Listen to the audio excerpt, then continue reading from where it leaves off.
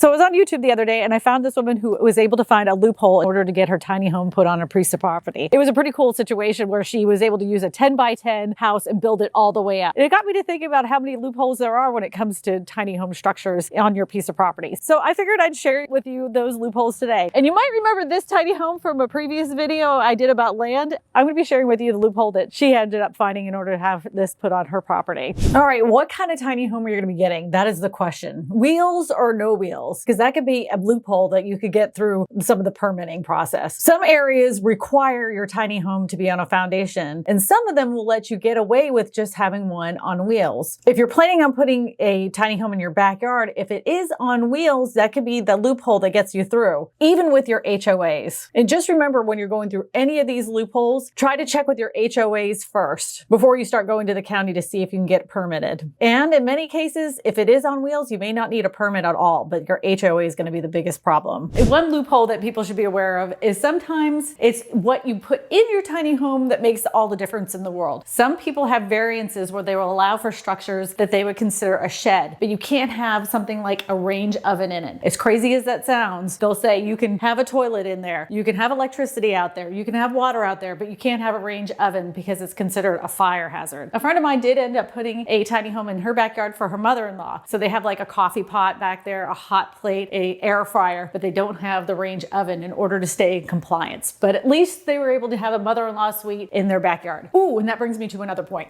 Have you ever heard of this loophole called temporary urbanism? Believe it or not, the U.S. Department of Housing and Urban Development has properties that they've considered blight, but they will allow people to use that area so you can live on it. So if you actually lived in a city and you had a tiny home, you could contact the U.S. Department of Urban Housing and Development and see if you could park your tiny home on that blight piece of property. Usually these areas are like too costly for them to fix up, and they're just trying to find some kind of use for it. It will be very inexpensive, if not free, to live there, but at least you can find a place to park your tiny home for a period of time. So it's just an option for you, especially if you live in a bigger city. When you go to county officials, make sure you call it what it's supposed to be called. Some counties will not allow for tiny homes, but they'll allow for game rooms. Some areas will allow for mother-in-law suites, but not tiny homes. Sometimes they'll allow for sheds or workrooms. Sometimes it's just what you name the house itself when you bring it to planning and zoning that can make all the difference in the world. So be aware of what those rules are in your specific area so you can find the loophole on what you name your structure that you're planning on putting on the piece of property. I'm going to give you a perfect example. A house that I have that actually has a house behind it was running into an issue because of the fact that it was considered a tiny home. When I went to the planning and zoning office, I went to the lady and I was trying to explain my whole situation to her about this house that was already on the piece of property. And she looked at me and she said, "It's a game room, right?" And I'm like, "Yes, it's a game room." And so then it was approved. So just be very aware of this. Contrary to popular belief by my neighbors, this house behind me is not a tiny house.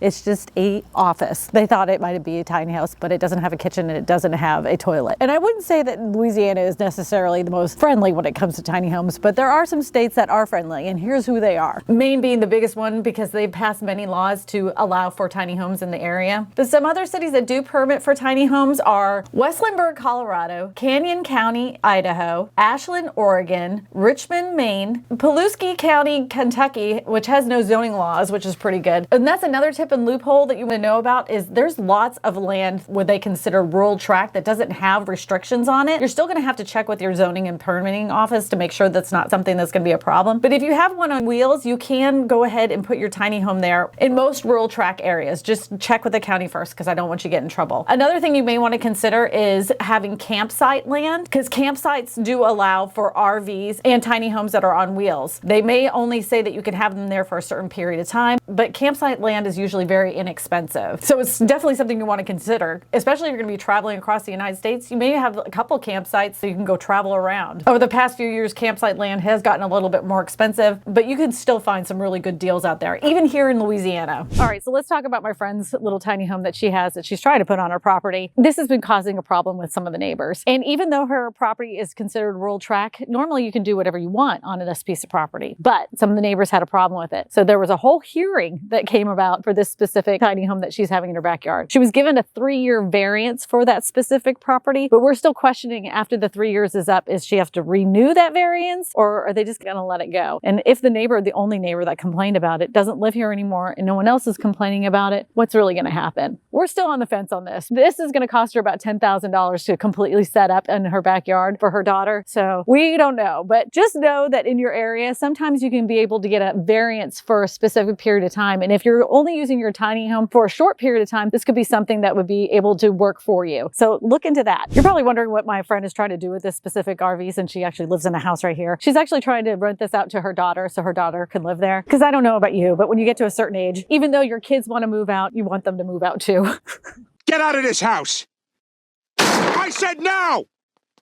Just like my friend's home that you just saw, you can always petition your local county to allow for your house to have a variance. Any type of structure you're putting on your property, it doesn't mean that it's always no. Sometimes you can request a meeting and plead your case. And I won't say that in many cases they will allow for it, but it doesn't hurt to try. Let's just hope in 3 years the neighbors kind of forget about it. I think it's going to become a really big problem for her, especially if she's going to plan on putting that on a permanent foundation. But we'll see, time will tell. I'll keep you updated on that. She's been afraid to even start at it, even though she got the variance. Another thing to think about is your tiny home considered an RV? So if you happen to live in a neighborhood that says you can't have a tiny home or an ADU in your backyard, but allows for RVs, some tiny home models are actually built to RV specifications and have an RV certificate. So you could get around that with that loophole about RVs with your tiny home, because they have already approved RVs and you can just show them, look, it's an RV, it's certified. It's sneaky, but I like sneaky. This was a very creative loophole that I found out from a subscriber of mine. They happen to work in the oil fields and they have a tiny home that they travel across the United States with. Well, they were planning to take this one job that was going to keep them there for at least 6 months. They didn't want to go ahead and rent a house. So he asked his employer if he could park his tiny home in the back of the building. And you know what? He said yes. He doesn't even have to pay rent. But that was a fantastic way. And I've found several other stories across the internet of employers allowing people to park their tiny homes in the parking lot so they could go ahead and work there. The only problem with that is that you're going to have a hard time connecting to utilities if you have that type of tiny home. But if you're a self-sufficient tiny home that has everything that's included in it, then maybe that could work for you. The biggest issue though when it comes to tiny homes, it's always zoning. Most places, counties don't even know what to call it. Is it a residential structure? Is it a vacation structure? Is it a campsite structure? And that's where these committees have the biggest